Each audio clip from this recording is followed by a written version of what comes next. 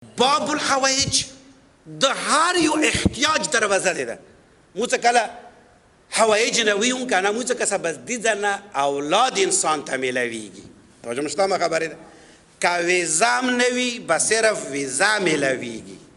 ګوره انسان ما یحتاج الیه، صرف انسان ته د اولادو د پیسو د دولت ضرورت نشته دی.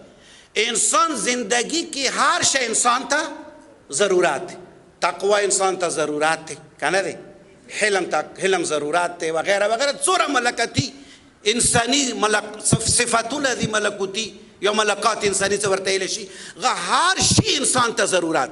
خو موږ ته باب الحوائج دی، مو صرف رزق او روزي د پر دا دروازه ټاکو. نشو په ما خبرې باندې چې ته تقوا را خستلې د پاره و نه ټکاواله، چې ته حلم را خستلې د پاره و نه ټکاواله، چې ته سخاوت زده کولې د پاره و نه ټکاواله. توجه مشته ما خبره. دا باب الحوائج دی، هر یو ضرورت د پاره تا ته کوم یو ضرورت در پیش دی غدا پاره دا باب الحوائج دی. سوچ وکړه زه نهج البلاغه نه یو اقتباس کوم، خطبه نمبر 153 بعض نسخو مطابق. توجه خوشته ما خبره. باب الحوائج متعلق ته داسې د نقطه مو ذهن کې خاروش. مولا امیر المؤمنین دغه خطبه کې د خپل باب اهمیت بیان کړی دی. خپل باب اهمیت څه دا دروازه د چی شي دروازه. مولا امیر المؤمنین فرمایش کوي خطبه نمبر 153 نحن شعار والاصحاب والخزنه والابواب. دنیا خلقه مد رسول الله رشتہ دار یو. توجه نه کوم خبره مد ما واسو صحیح رسیږي مو رسول الله قرابتدار یو رشتہ دار یو ایک. والاصحاب مد رسول الله اصحاب ملګری یو. خزانه دار یو خزانچی چې یو شی محفوظ کوي سټورمن. مد وحی خزانه دار یو، مد علم خزانه دار یو. علم خزانه موږ خره. توجه مشته ما خبره. والابواب هم د علم و وحی خزانه دار یو، هم د علم و وحی دروازه یو. هم د علم وحی دروازه یو. مخکې جمله واوره مدیسه کار دی.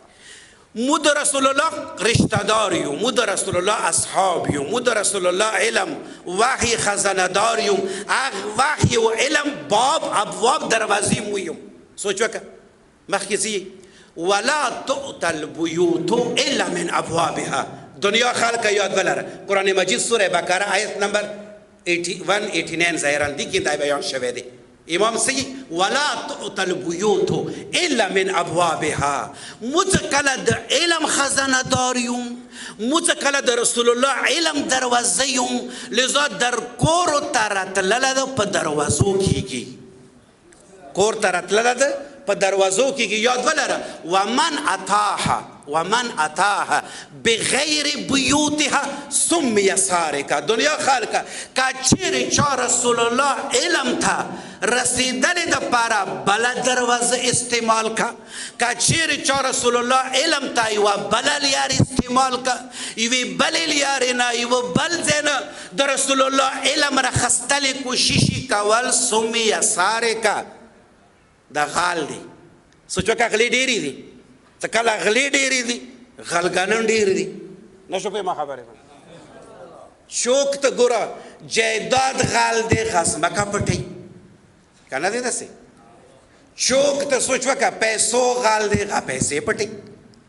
چوک ته ډیګری غال دی غا ډیګری پټی. چوک شهرت غال دی غا شهرت پټی. چوک ته مختلف لیبلو ډېرې لیبلې پټېږي که نه پټېږي لګېږي غلطي. چوک ته لیبل غال دی ویو غالبل پټې. دا ټولې خبرې خو مزده د ځمکې غال مو کتلی دی، د جایداد غال مو کتلی دی، د لیبل غال مو کتلی دی، د شهرت غال مو کتلی دی. توجه مشته دا ټول غلې یا دا ټول ډکوان مو کتلی دي. اما نهج البلاغه کې مولا امیر المؤمنین یو غال بیانوي. مولا امیر المؤمنین یو غلا خی دنیا خلقه د رسول الله علم دروازه مو یو. که چیرې رسول الله علم تراتینو د اهل بیتو دروازې باندې برسې که دغې دروازې نه خطا شولې اول خو رسول الله علم ته نه رسېږي که بیا هم څه یوه سپړې برابر تا لاس ته څه راغلو غا علم د تا نه دی غا علم طالبیتو نه پټ کړی دی